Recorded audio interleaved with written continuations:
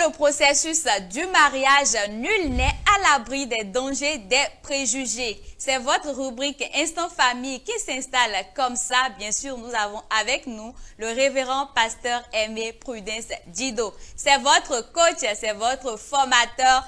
Il est auteur de plusieurs livres et c'est aussi votre consultant en question d'entreprise et de famille. N'hésitez surtout pas à le contacter pour toutes vos préoccupations. Bonsoir, pasteur. Bonsoir, Enissa. Bonsoir à tous les téléspectateurs. J'espère que vous allez bien, que vous avez bien célébré la fête de la Pâque. Je rends grâce, je bénis le Seigneur qui a béni la Pâque cette année encore pour nous.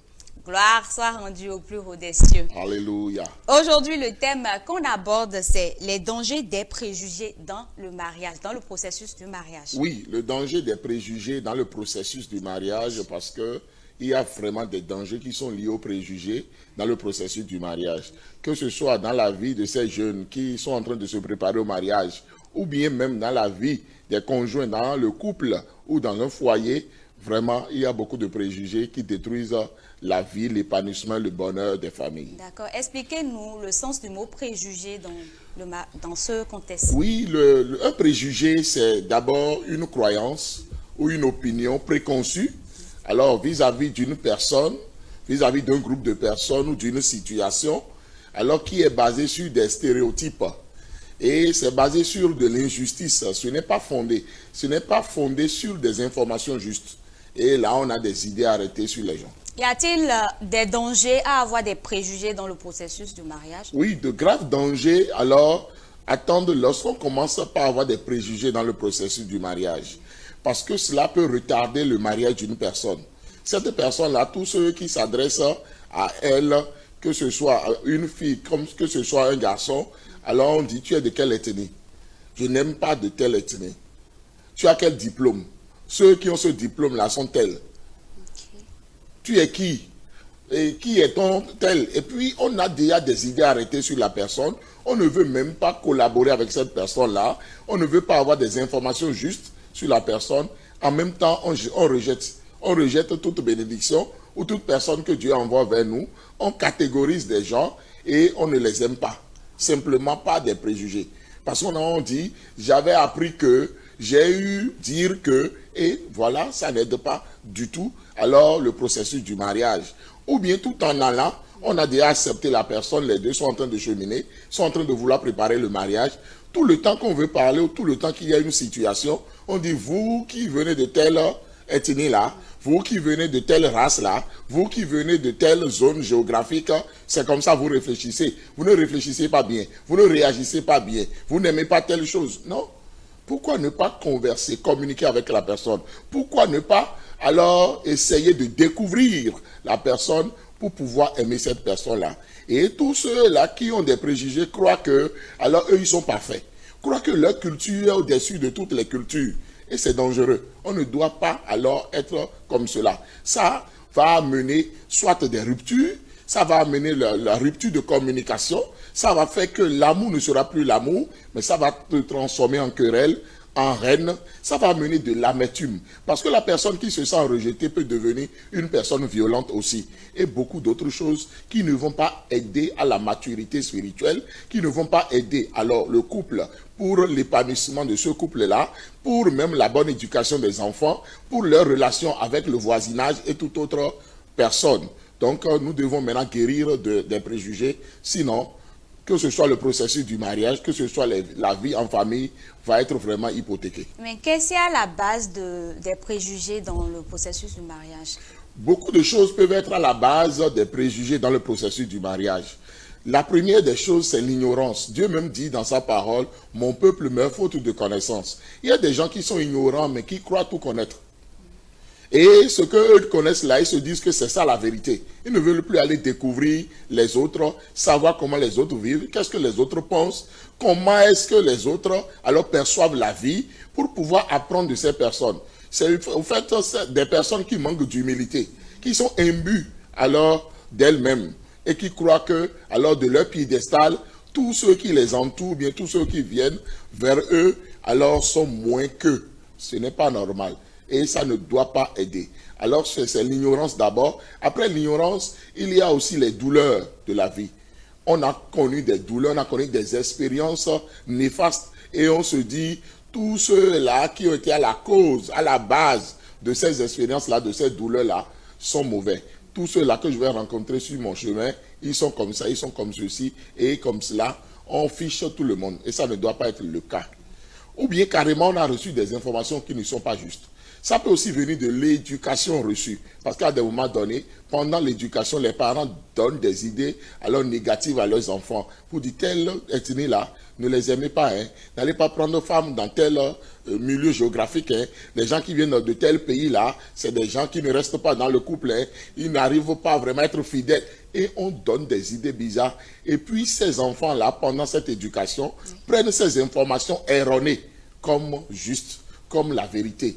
Et c'est ça maintenant qui alors les amène à être tout le temps alors remplis de préjugés et ça n'aide pas la vie du mariage. Et comment guérir des préjugés du mariage? Parce qu'il y a déjà préjugés, voilà, mais comment cette personne-là qui est prête à s'engager peut en guérir? Il faut d'abord commencer par devenir humble. La parole de Dieu dit que Dieu fait grâce aux humbles, mais il résiste aux orgueilleux. Que ce soit notre position géographique, que ce soit nos diplômes, que ce soit même nos finances, quoi qu'en soit ce que nous avons, nous croyons qu'avec ça là déjà nous sommes nantis dans la vie, nous devons être assez humbles parce que nous n'avons pas tout. Les gens ont toujours quelque chose à nous apprendre. Et lorsqu'on devient maintenant humble, il faut maintenant aller à la connaissance de l'autre, aller découvrir l'autre pour pouvoir aimer l'autre maintenant, aimer l'autre ethnie, aimer telle race, aimer telle situation, pour ne pas tout le temps en train de se bloquer. Parce qu'au fait, c'est se bloquer. Alors, pour dire que non, c'est tel, je connais déjà là où ça va aboutir, alors que ce n'est pas forcément vrai. Donc, c'est très important de devenir humble, d'aller maintenant à la connaissance de l'autre et d'apprendre. On a besoin d'apprendre de tous ceux qui nous entourent. Même un bébé qui naît aujourd'hui a des choses à nous apprendre. Donc, soyons ouverts à la connaissance. À des moments donnés aussi, ça peut devenir spirituel. Là, on a besoin de l'accompagnement spirituel. On a besoin de la prière. À des moments donnés, ça peut aussi devenir psychologique et émotionnel. Là, on a besoin de l'accompagnement d'un spécialiste, un psychiatre ou un psychologue pour accompagner, pour voir d'où est venu le problème, comment guérir alors de ces traumatismes-là, parce que ça peut venir des traumatismes. Et mon 13e livre parle de guérir des traumatismes. Oui. C'est très important. Alors, ça peut amener des gens à devenir remplis de préjugés et ils vont se compliquer la vie. Ils ne vont pas aimer les autres. Ils vont vivre dans l'isolement simplement parce qu'ils ont des idées arrêtées sur les autres. C'est vrai. Que peut-on retenir donc de ce thème-là? Nous retenons de ce thème que nous ne devons jamais laisser les préjugés pourrir notre vie et nous empêcher de nous marier et d'être épanouis dans le mariage. On ne doit pas avoir des idées arrêtées, alors liées à des stéréotypes, parce qu'on a reçu de très mauvaises informations, on n'arrive plus à découvrir l'autre, on n'arrive pas à aimer l'autre, on n'arrive pas à vivre une bonne vie. Ce n'est pas normal. Surtout si nous sommes des enfants de Dieu. La parole de Dieu a dit qu'en Christ, il n'y a plus grec, il n'y a plus de grec, il n'y a plus de païens, il n'y a plus de romains. Nous sommes tous devenus un. Et cette unité-là, c'est l'amour de Dieu. Et c'est très important maintenant de commencer par aimer tout le monde. Que ce soit des handicapés, que ce soit quelques personnes que ce soit, alors aimons tout le monde et vivons alors en symbiose, vivons en unité. Cela va beaucoup nous aider dans le processus du mariage et même dans notre vie de foyer, dans notre vie de couple. Parce qu'à des moments donnés, il y a même des parents alors qui sont remplis de préjugés par rapport à leurs propres enfants. Un enfant handicapé par exemple. Un enfant trisomique, par exemple, un enfant rejeté par les autres et qui est même rejeté par ses propres parents à cause des préjugés. Ce n'est pas normal. Il faut vraiment qu'on en guérisse. Faites-nous un résumé de ce thème en langue locale, s'il vous plaît. Et puis, nous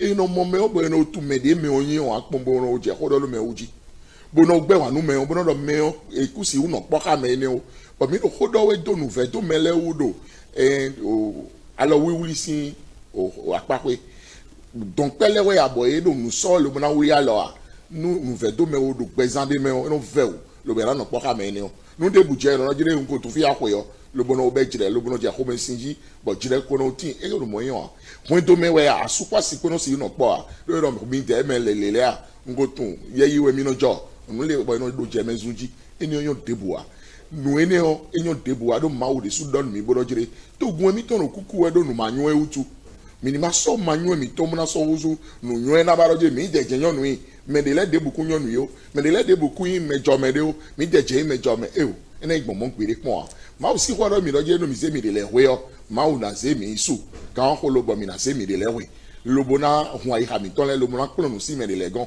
minima mo me de bu pon bo je nu vedeji o je zunzun iji o je nkodo ni ji bon ko nya nya ko no do meme eno en ko da gbede a eni ma no mo gbede wona nyo o won do le me o asu eno vendo asiton asi eno vendo asu bo we no so no fo won do me a kabi meji to le de so no je vendo fi to leji won je fi le zunji do vile nyonu ya otu vile o wa le otu ene otu eno je vi ene gbe won anaji minima se won gbe bona se yi ogbezan mi ton le na o ene wu e ma wo yo mi ene wu e mi wa ku maji fi a mini gokpodo won yin po mini gokpodo medeze wepo akwewe mi do a o kunde we ma mi do wumede a enele debu ko tin lobo ene o wezo mon ko tun wumebi nyeje yin ma wo beto debu yin ma wo aklori no po ha mi.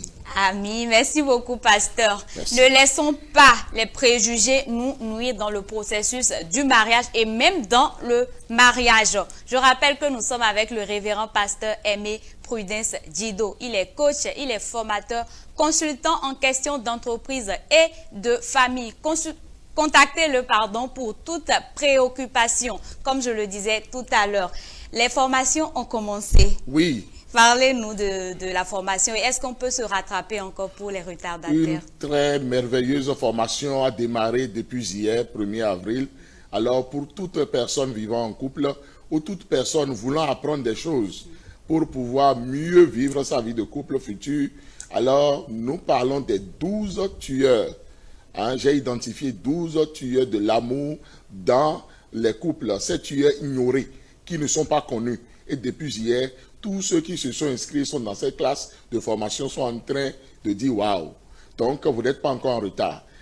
Contactez-nous très rapidement et venez pour qu'ensemble nous puissions discuter de ces 12 modules de formation. Partout où vous êtes sur la terre, vous pourrez suivre les formations WhatsApp du pasteur Djido parce que c'est libéré en audio et chaque audio fait 48 heures dans la classe de formation, 48 heures de questions et de réponses aussi. Donc, nous sommes embarqués pour 24 jours. Rejoignez-nous très très vite. Au-delà de cela, il y a aussi mes formations qui sont logées sur Telegram, qui vous attendent. Mes 13 livres sont aussi là. Vous pourrez les commander à tout moment. Ou bien demander une consultation par rapport à une question qui vous taraude. Et là, nous serons là pour vous aider, pour vous accompagner. Et pour nous aider, donnez-nous vos contacts. Il suffit de taper le plus 229 95 15 67 40 ou le plus 229 97 56 63 34. Merci beaucoup, pasteur, pour ces instants. On se donne rendez-vous au prochain numéro. Merci.